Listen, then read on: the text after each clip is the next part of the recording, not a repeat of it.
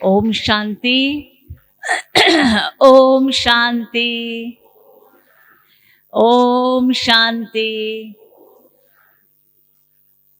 मैं आपका ज़्यादा समय नहीं लूँगी क्योंकि आप बहुत समय से यहाँ पर बैठे हैं और लगातार पिछले 3 दिनों से आप ये बहुत गहरी परंतु सरल शब्दों में ये बातें सुन रहे हैं। आशा करती हूँ कि पिछले ये 3 दिनों में आपने जो यहाँ पर प्रतिदिन 2 घंटे का समय दिया, जो 2 घंटे आपके खुशी में बीते, तो मैं सोच रही हूँ कि शायद केवल यहाँ ही 2 घंटे आपके खुशी में नहीं बीते होंगे, परंतु ये तीनों दिन आपने दिन भर खुशी का अनुभव किया होगा। किया अनुभव? क्योंकि खुशी एक बहुत छोटा सा शब्द है, लेकिन उस खुशी के लिए आज हम कितना प्रयत्न करते हैं और खुशी हमारे पास आना भी चाहती है, पर हम उसको अंदर स्थान नहीं दे पाते क्योंकि हमने अपने मन में किसको स्थान दिया हुआ है? किसको स्थान दिया है? दुख को और जी चिंता को और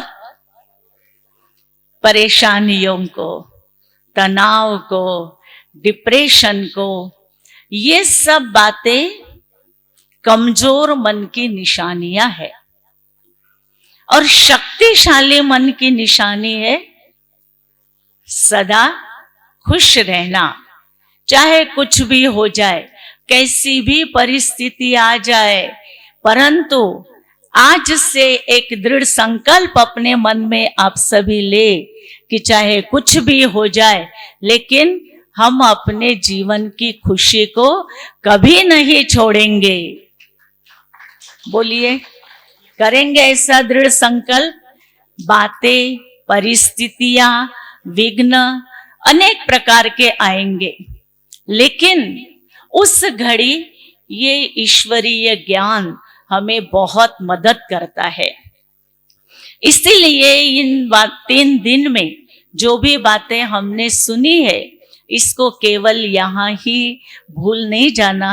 बहन सुना रही थी कि 3 दिन का समाप्ति का दिन है, परंतु मैं तो चाहूंगी कि ये खुशी के दिन तो कभी समाप्त ना हो, इसको हम लगातार करते रहे तो और ही हमारे जीवन में खुशियां आती रहेगी।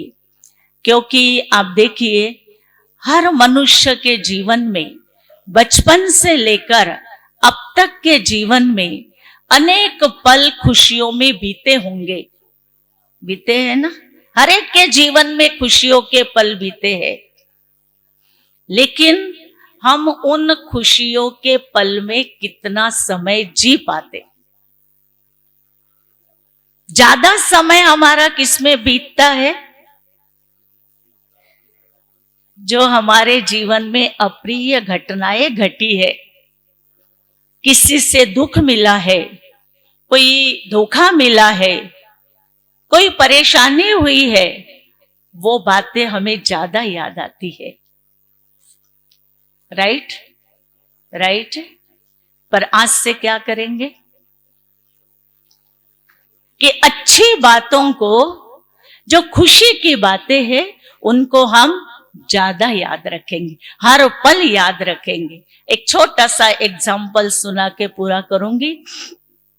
2 भाई थे, सागर किनारे टहलने गए।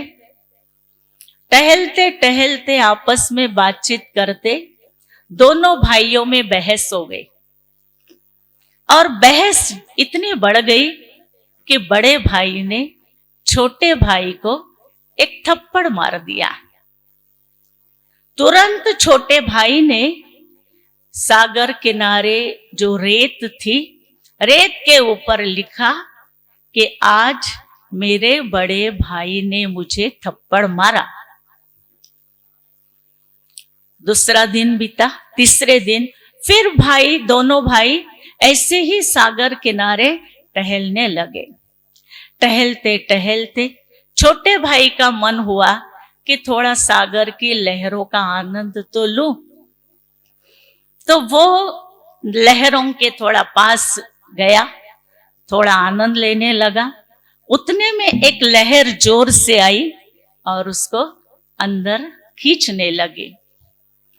तो बड़े भाई ने तुरंत उसकी जान बचाई, उसको बचाया, बाहर निकाला।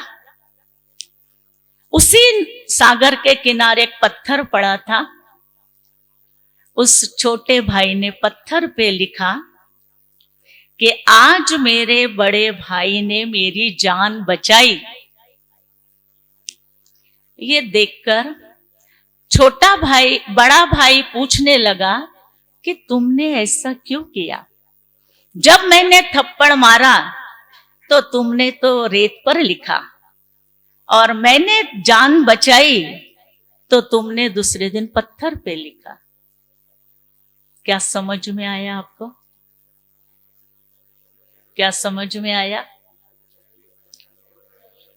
थप्पड़ मारा दुख की बात थी, वो क्या की उसने? रेत पर लिख दी। रेत पर लिखने का मतलब लहर आएगी, मिट जाएगी। और पत्थर पे लिखा, इसका मतलब कि वो लिखी हुई बात मिटती नहीं है।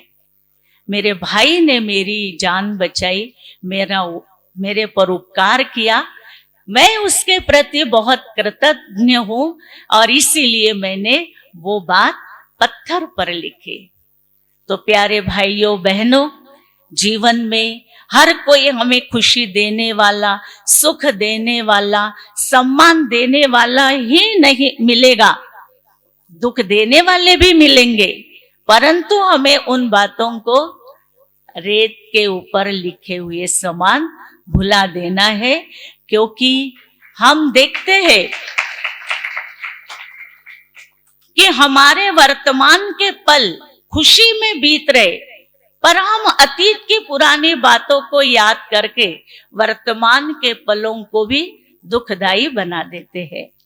तो इसलिए लास्ट में आप सबसे यही कहूंगी कि जो मन को शक्तिशाली बनाने के लिए इस विद्यालय में राजयोग सिखाया जाता है, और सभी अपने अपने कार्य व्यवहार में व्यस्त तो है ही, परंतु मेरी आप सब के प्रति एक शुभ भावना है कि आप अपने जीवन के, हम ज्यादा समय नहीं, परंतु 1 घंटा, आधा घंटा यदि आप इस ईश्वरीय विश्वविद्यालय में जो ज्ञान दिया जाता है, राजयोग मेडिटेशन सिखाया जाता है, यदि आप समय निकाल करके इसका लाभ लेंगे, तो मैं तो आशा करती हूं कि आपका पूरा ही जीवन, पूरे 24 घंटा आपका जीवन खुशनुमा बीतेगा, और आपका बीते, यही हमारी आप सबके प्रति बहुत बहुत शुभ भावना और शुभकामना है। ओम शांति।